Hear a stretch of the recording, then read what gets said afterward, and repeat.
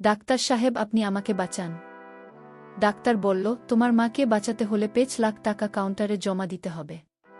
আমি বললাম, ডাক্তার সাহেব, আমি মাত্র ক্লাস 7-এ পড়ি। আমার বয়সটা অল্প। আমি একজন ছোট মেয়ে। আমার কোনো ভাই বোন নাই। আমার মা ছাড়া এ পৃথিবীতে কেউ নেই।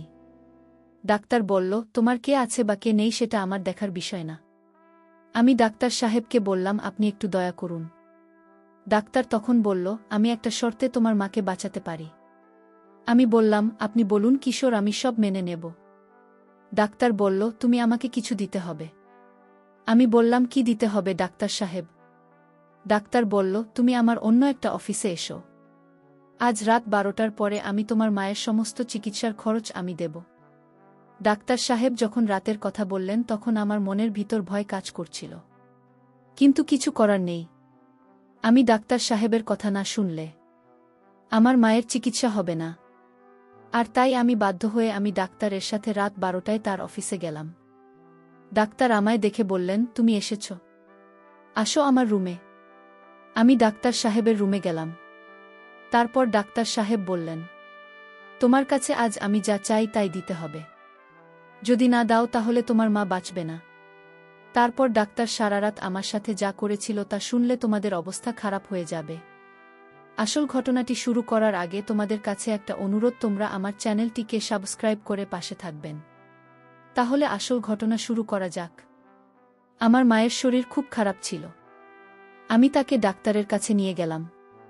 কিন্তু তার চিকিৎসা করানোর টাকা আমার কাছে ছিল না। ডাক্তার বলল, মায়ের চিকিৎসা করাতে হলে আমার অফিসে চলে এসো।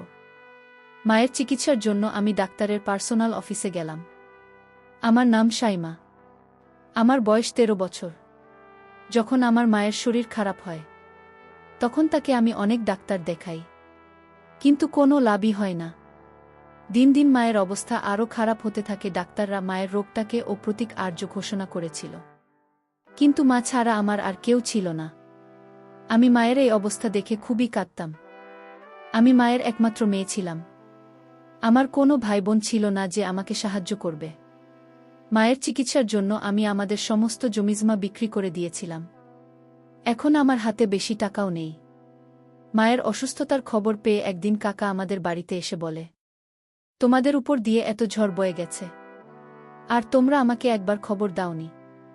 একবার যদি আমাকে ফোন করতে, তাহলে তো আমি চলে আসতাম। আমি কাকে কি আর বলব, অনেকবার আমি কাকার বাড়িতে ফোন করেছিলাম আমাদের অবস্থার কথা বলার জন্য, কিন্তু কাকিমা প্রত্যেকবার আমাকে অপমান করে ফোন কেটে দিয়েছিল। কাকিমা বুঝতে পেরেছিল যে আমি তার স্বামীর আর ছেলের কষ্ট করে রোজগার করা টাকা খরচা করতে চাই। কাকা মায়ের সাথে অনেক কথা বলার মা চুপ করে শোনান। মায়ের সাথে কথা শেষ হওয়ার পর কাকা আমাকে বলল, সাইমা, তোমার জিনিসপত্র গুছিয়ে নাও, তোমরা আমার সাথে আমার বাড়িতে যাবে। আমার একবারে ইচ্ছে ছিল না তো কাকার বাড়িতে যাওয়ার। কাকার ছেলেকে আমার পছন্দ নয়, কিন্তু কাকা বলল, যতদিন না আমার মা পুরোপুরি সুস্থ হচ্ছে ততদিন আমরা তাদের বাড়িতে থাকব। আর কাকার বাড়িতে থাকা মানে রোজ কাকিমার কথা শোনা। কাকিমা এমনিতেই আমার সৌন্দর্য দেখে হিংসা করত। সে বলতো আমি সব ছেলেকে আমার রূপের জালে ফাঁসায়। কিন্তু কাকা জোর করল, তাই আমাকে বাধ্য হয়ে জিনিসপত্র গোছাতে হলো। কাকা আমাদের তার বাড়িতে নিয়ে গেল। কাকি তো এই খবরটা পেয়ে গোটা বাড়ি মাথায় তুলে বলতে লাগল, এমনিতে এত খরচ, তার উপর আরও 2জন মানুষকে বাড়িতে নিয়ে এলে এদের খাওয়া পড়া খরচা কে দেবে? তখন কাকা গিয়ে কাকির কানে কানে কিছু একটা বলার কাকি চুপ করে গেল। কাকি আমাকে বল, যাও সাইমা, তোমার মাকে নিয়ে ঘরে যাও। আমি যেতে যেতে ভাবতে লাগলাম যে কাকা কি এমন বলল কাকিকে যে কাকি এরকম বদলে গেল। কিন্তু কিছুক্ষণ পর আমি ব্যাপারটা ভুলে গেলাম আর মাকে নিয়ে চিন্তা করতে শুরু করলাম। আমি ভাবলাম যে আমি যদি শহরে কোনো ছোটখাটো একটা চাকরি খুঁজে নিই, তাহলে মায়ের চিকিৎসার টাকা জোগাড় করতে পারব। কিন্তু আমার চিন্তা ছিল যে কাকা যদি আমাকে চাকরি করতে না দেয়। পরের দিন সকালে উঠে আমি প্রথমে রান্নাঘরে গেলাম কিছু খাবারের বন্দোবস্ত করতে। তখন কাকি রান্নাঘরে এসে আমাকে বলল, দেখো সাইমা, এখন তো তোমাকে আর তোমার মাকেই বাড়িতে থাকতে হবে। তুমি তো জানো জিনিসপত্রের দাম কি রকম বেড়েছে। তুমি এক কাজ করো, শহরে কোনো ছোটখাটো একটা চাকরি খুঁজে নাও, তাহলে কিছু না হোক মায়ের ওষুধ খরচা তো তুমি দিতে পারবে। বাকি ব্যবস্থা আমি আর তোমার কাকা করে নেব। সে নিয়ে তোমায় ভাবতে হবে না। আমি কাকির এই রোগটা কোনোদিনও দেখিনি। তার ব্যবহার একদম বদলে গিয়েছিল, আমার মায়ের খুব ভালোভাবে খেয়াল রাখছিল। আমি দেখে অবাক হলাম যে এক রাতের মধ্যে কাকে এতটা কি করে বদলে গেল। কাকা কি এমন বল কাকিকে যে সে নিজেকে বদলাতে বাধ্য হল? সে যাই হোক, সে আমার সাথে খুব ভালো ব্যবহার করছিল। আমি তো এ বিষয়ে খুশি ছিলাম যে আমি এখন চাকরি করতে পারব, কেউ আমাকে বাধা দেবে না। আমি ঘরে এসে মাকে বললাম যে আমি চাকরি করতে চাই, কারণ আমি জানি মায়ের এটা জানা দরকার। তার মেয়ে সারাদিন কোথায় থাকবে? মা আমাকে চাকরি করতে বারণ করল না। মা ও বুঝতে পেরেছিল যে এখন আমরা কাকার বাড়িতে আছি, তাই নিজেদের খরচা যতটা সম্ভব নিজেদেরকেই চালাতে হবে। শহরে আমার একটা বন্ধু ছিল, তার নাম সুমন। আমি তাকে ফোন করে সব কথা বললাম। সে বলল, সাইমা, তুমি আমাকে 2 দিন সময় দাও, আমি চেষ্টা করছি আমার অফিসে তোমাকে একটা কাজ জোগাড় করে দিতে। যদি তোমার এখানে কাজটা হয়ে যায় তাহলে খুব ভালো হবে, আমরা 2 বন্ধু একসাথে কাজ করতে পারব। কথা শুনে আমি খুব খুশি হলাম, কারণ আমি প্রথমবার শহরে কাজ করতে যাব। কিন্তু আমার ভয় লাগছিল এই ভেবে যে শহরের পরিবেশটা কেমন হবে, আমি ওখানে গিয়ে মানিয়ে নিতে পারব কিনা। এই ভাবতে ভাবতে 2 দিন কেটে গেল। 2 দিন পর সুমন আমার বাড়িতে চলে এলো।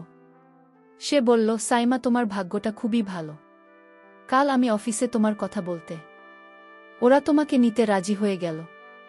ওদের একটা ভালো মেয়ের দরকার ছিল, এটাও বলেছে যে তোমাকে ভালো পারিশ্রমিক দেওয়া হবে। সুমনের কথা শুনে আমি খুব খুশি হলাম, কিন্তু আমার চিন্তা হয় যে অফিসের মালিক কেমন হবে। পরের দিন সকালে আমি সুমনের সাথে অফিসে এলাম। এসে আমি জানতে পারলাম যে মালিক আমাকে কাজে রেখেছেন। তিনি কোনো কাজে কিছু দিনের জন্য শহরের বাইরে গেছেন। এটা একটা সার্জিক্যাল কোম্পানি ছিল, যেখানে চিকিৎসার সরঞ্জাম তৈরি হতো।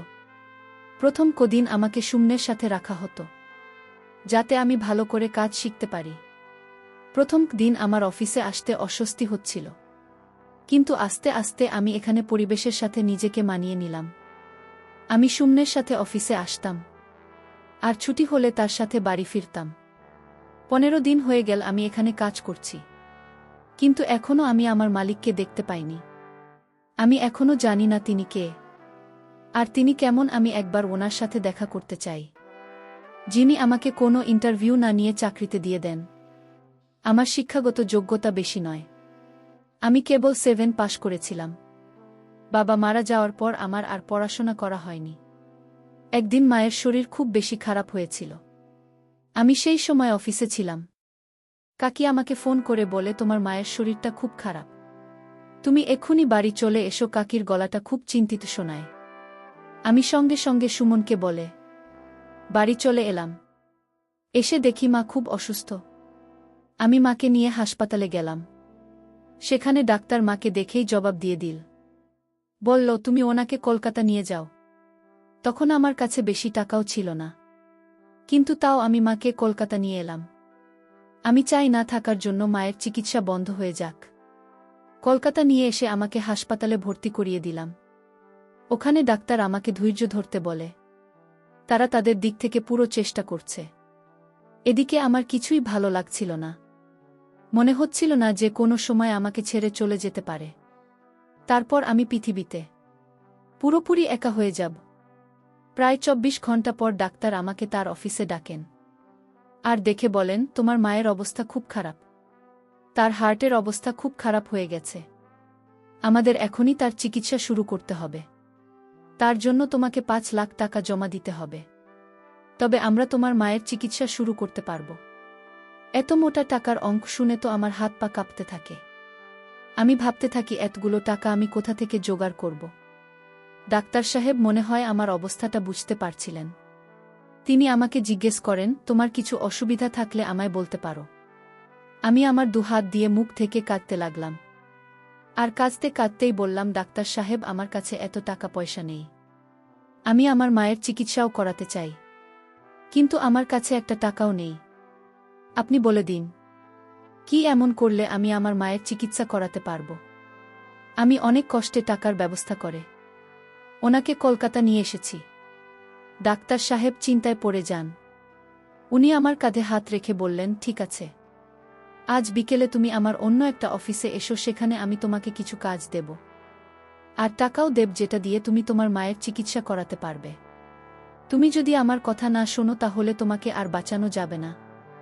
আমি কোনোভাবেই মাকে হারাতে চাই না। তাই আমি ডাক্তার সাহেবের কথা মেনে নিলাম। বিকেলে আমি ডাক্তার সাহেবের দেওয়া ঠিকানায় গিয়ে পৌঁছালাম। যেখানে উনার আরও একটা অফিস আছে, সেখানে গিয়ে আমার একটা বড় ঝটকা লাগল। কারণ সেটা সেই অফিস যেখানে আমি সুমনের সাথে অফিসের কাজ করি। সন্ধে 7টা বাজছিল, ডাক্তার সাহেব আমার জন্য অপেক্ষা করছিলেন। তিনি আমাকে দেখে হাত ধরে তার অফিসে নিয়ে আসেন এবং বসতে বলেন। আমার একটু ভয় করছিল, কারণ অফিসে আমি একদম একা ছিলাম।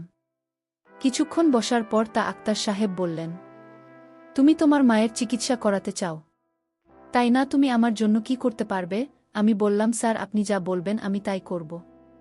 আপনি শুধু আমার মাকে বাঁচিয়ে দিন। আমার কথা শুনে ডাক্তার সাহেব কিছুক্ষণ ভেবে বললেন, তোমাকে আমার অফিসে কয়েক রাত থাকতে হবে। আমি তোমার থেকে যা চাইব তোমাকে তাই দিতে হবে। তুমি যদি আমার কথা শোনো তাহলে তোমার মায়ের চিকিৎসার সব খরচ আমি দেব। আর যদি না শোনো তাহলে কালকে তোমাকে নিয়ে অন্য কোনো হাসপাতালে চলে যেও। উনার কথা শোনা ছাড়া আমার আর কোনো উপায় ছিল না। আমি বুঝতে পারছিলাম না ডাক্তার সাহেবের নজর আমার অন্যদিকে। আমি বললাম, স্যার, আপনি আমাকে অফিসের কাজ দিন, আর প্রতি মাসের পারিশ্রমিকটা আপনি রেখে দেবেন। উনি বললেন, তুমি সত্যিই খুব সরল, এতগুলো টাকা কি কেউ এমনি এমনি দেয়? তুমি আমাকে খুশি করতে পারলে আমি তোমার মায়ের চিকিৎসা করব। বাধ্য হয়ে আমাকে মায়ের চিকিৎসার জন্য ডাক্তার সাহেবের কথায় আমার রাজি হতে হয়। তারপর ডাক্তার সাহেব আমার সাথে। বন্ধুরা, সেটা আমি ভাষায় প্রকাশ করতে পারছি না। আসলে আমি একটা ছোটখাটো মেয়ে। আমি ডাক্তার সাহেবকে বলেছিলাম, ডাক্তার, আমার তো তেমন বয়স হয়নি। তারপরও ডাক্তার আমার কোনো কথা শুনল না। এছাড়া তো আমার আর কোনো উপায় ছিল না। আমার নিজের উপরই ঘেন্না হচ্ছিল। পৃথিবীর সমস্ত ডাক্তারদের উপরে রাগ হচ্ছিল। মনে হচ্ছিল এরা কেমন ডাক্তার, রোগীদের প্রাণ বাঁচানোর জন্য। এরা লোকদের যা ইচ্ছা তাই করে। দুর্বলতার সুযোগ নিয়ে তারা এসব করে। আমার নিজের উপর রাগ হয় এই ভেবে যে আমি এরকম একটা জায়গায় চাকরি করছিলাম। আমি যদি জানতাম যে সুমন আমাকে যে অফিসে কাজ করতে নিয়ে যাচ্ছে সেখানে ডাক্তার এরকম, তাহলে আমি কখনোই চাকরিটা করতাম না। আমি যখন পরের দিন কোনো রকমে নিজেকে সামলে হাসপাতালে গেলাম, তখন জানতে পারলাম যে ডাক্তার সাহেব 2-3 দিনের জন্য কোনো কাজে বাইরে গিয়েছেন। আমার ওনার উপরে খুবই রাগ হলো। উনি আমার মায়ের চিকিৎসা করাবেন বলে আমাকে তার সকল কথা মানতে হলো।